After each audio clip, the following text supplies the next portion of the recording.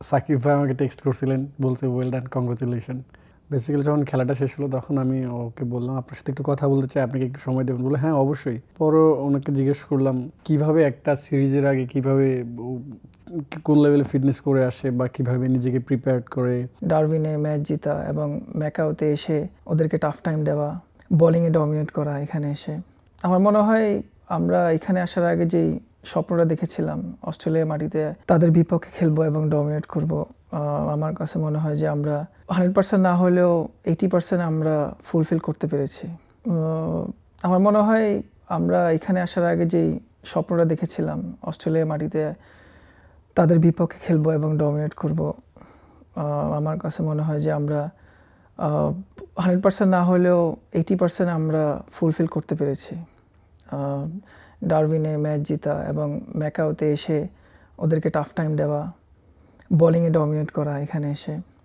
এবং আমার বলবো যে যখন থেকে অস্ট্রেলিয়াতে আসার পরে যে ট্রেনিং সেশন আমরা করি, এখানে যে প্র্যাকটিস শুরু করি, আমাদের চিন্তা ভাবনা, আমাদের ডেডিকেশন, ফোকাস যতটুকু ছিল অনুশীলনে, আমার মনে হয় আমরা ম্যাচেও ওইটারই পরিপূর্ণ কি বলবো অ্যাপ্লাইটা করতে পেরেছি।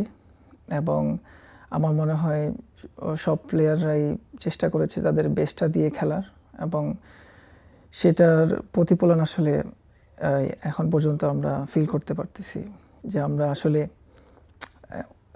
একটা জিনিসের জন্য যে লড়াই করেছিলাম সেটা অলমোস্ট মানে হয়ে গেছিলো, বাট আনফর্চুনেটলি সিরিজটা ড্র হয়। বাট এটা আমাদের জন্য বলবো যে অনেক বড় একটা অর্জন, এবং আমরা ইনশাল্লাহ যত সময় ধরে এইসব কন্ডিশনে খেলবো, ডমিনেট করব এবং বড় বড় টিমের সাথে খেলবো, আশা করব যে সামনে আরও ম্যাচ জিতবো এবং আরও ডমিনেট করব ওয়ার্ল্ড ক্রিকেটে।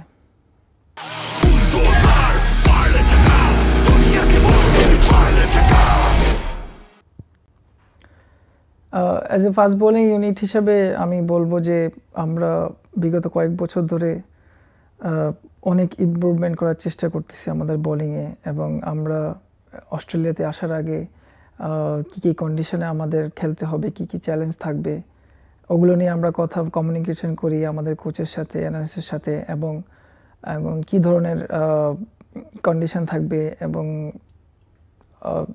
অবশ্যই ওয়ার্ল্ডের one of the best team, ওদের এগেনস্টে আমরা বোলিং করব, সো ওই ক্ষেত্রে আমাদের কী কী প্ল্যান থাকবে তাদের জন্য।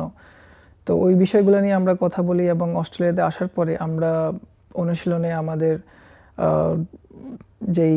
যে কাজগুলো করার দরকার ছিল, আমাদের নতুন বলে অ্যাকুরেসি, নতুন বলে সুইং এবং লাইন অ্যান্ড লেন্থ মেনটেন করে বোলিং করা, এবং সব কিছু মিলিয়ে আমাদের ফাস্ট বোলাররা যেভাবে কাজ করতেছিল লাস্ট কয়েকদিন, এবং তাদের যে ডেডিকেশন, ফোকাস এবং তাদের যে প্ল্যান ওয়াইজ তারা আগাচ্ছিল, খুবই ইমপ্রুভিং আমি বলবো, এবং সবাই সবার নিজের থেকে বেস্টটা দেওয়ার চেষ্টা করেছে।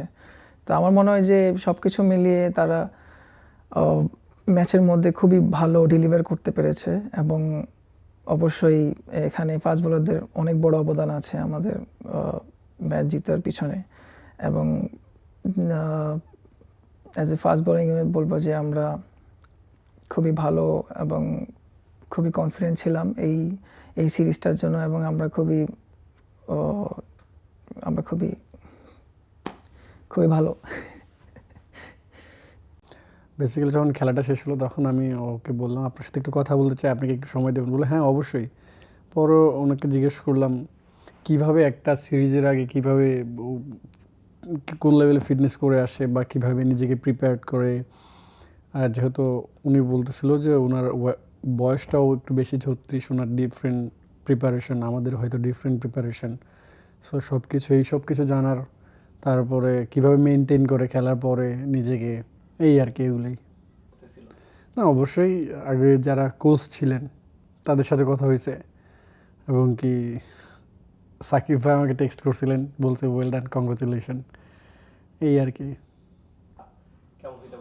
অবশ্যই আমি যখন যেখানেই খেলি আমি আমার 100% দেওয়ার চেষ্টা করি, সেটা দেশের মাটিতে হোক বা বাইরের কন্ডিশনে, এবং কি টিম যেটা ডিমান্ড করে বা টিম যেটা ডিপেন্ড করে, লাইক কম্বিনেশন, যদি কম্বিনেশনে তো অনেক সময় দেখা যায় কম্বিনেশনের কারণে একটু বাইরে থাকতে হয়, বাট আমি স্টিল রেডি থাকি এনি টাইম, কেন আমি রেডি থাকি সবসময় খেলার জন্য। সো ইনশাল্লাহ আবার যখন খেলার সুযোগ পাওয়ার চেষ্টা করবো, দেশে হোক বা দেশের বাইরে, নিজের সেরাটাই দেওয়ার চেষ্টা করবো।